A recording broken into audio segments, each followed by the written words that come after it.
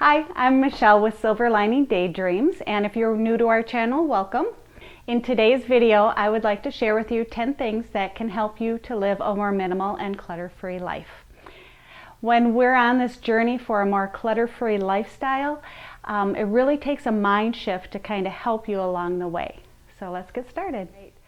The first thing is to refuse free things that you don't even need. I know it can be really tempting when somebody says, oh, hey, do you want this, these clothes, or do you want this kitchen gadget, or, camping gear, but yet you don't camp.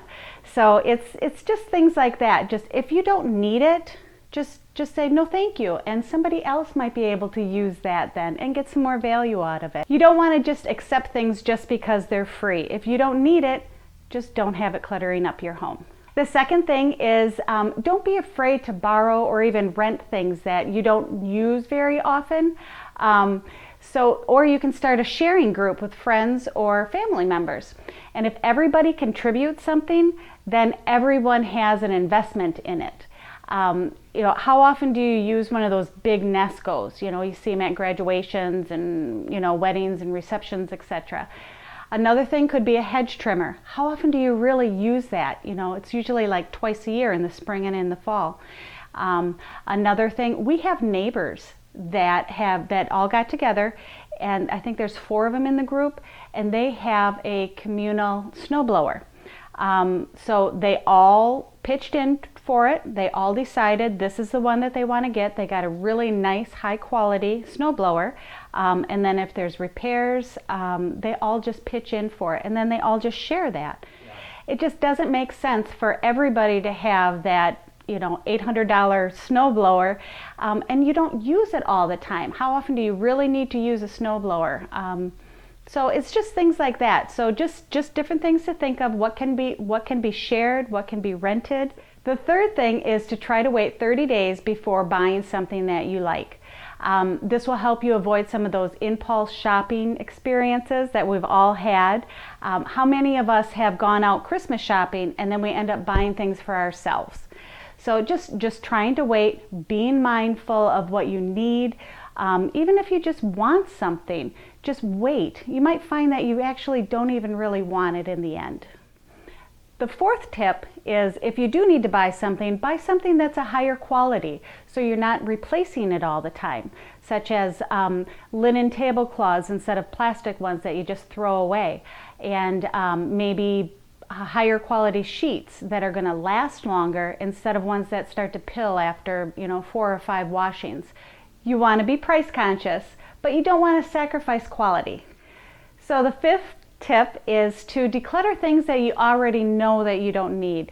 Do you have a broken grill, but you already have one that is new, but you're saving that broken one for whatever reason? Do you have 4 hammers? Do you have 6 black tank tops? Things like that. You already know that you don't need all of those things. So just start to weed some of that out.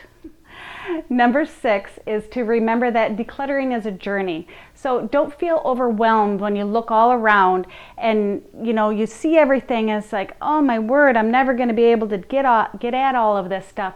It's okay. Just start small. Just start on a few things, one step at a time, one thing at a time. And when you build all of those small things up, you're going to build on all of those successes. So just keep at it, just one day at a time. Don't get overwhelmed. The 7th thing is to be patient with your family or those that you live with. They might not be at the same point that you are in your journey, but just encourage them along the way. So you focus on you. It's okay with where they're at in it.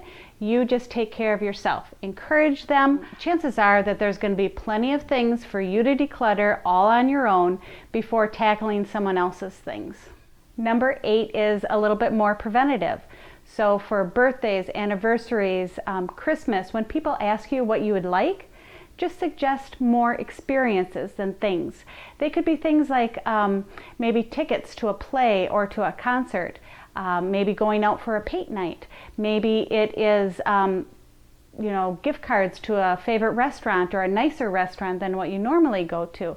Things like that. So again, it's more experiences and instead of just having more stuff around. Number 9 is to be more mindful of sentimental items that you might have. So if you are able to display it, like maybe it's an antique cup that your grandmother had, or maybe a silver baby cup that your children had, something like that. If you can display it and enjoy it, you know, that's the best thing. Otherwise, you don't need to keep every single blanket or outfit or bonnet or something like that that they had. You don't need to keep everything. So just pick out a few that are really, really special, display them if you can. Otherwise, you can pack them away, but just so that you don't have too many that you don't have the opportunity to go through them all. So if you have too many things that you're keeping, some of those sentimental things, if you have too many, you know, if everything is important and everything is sentimental, then nothing is sentimental, nothing is important. So just pick and choose specific things that trigger a memory, or, you know, whatever reason it is that you're holding on to it, and save just those items. You don't need to have 12 bins of drawings that your kids made, maybe just a few of them. You don't need to have every single card that was ever given to you. Just keep a few of them that, again, might spark a memory for you. So the last tip, number 10, is to understand that minimalism is going to look differently for different people. Give yourself and others that, just give them some grace as we all go down that journey, as we all are exploring that path. You know, changes will come one day at a time, and just have patience and have grace. Thanks so much for watching. I hope that you found value in this. And if you have, remember to subscribe, like, and share. Thanks a lot. Bye-bye.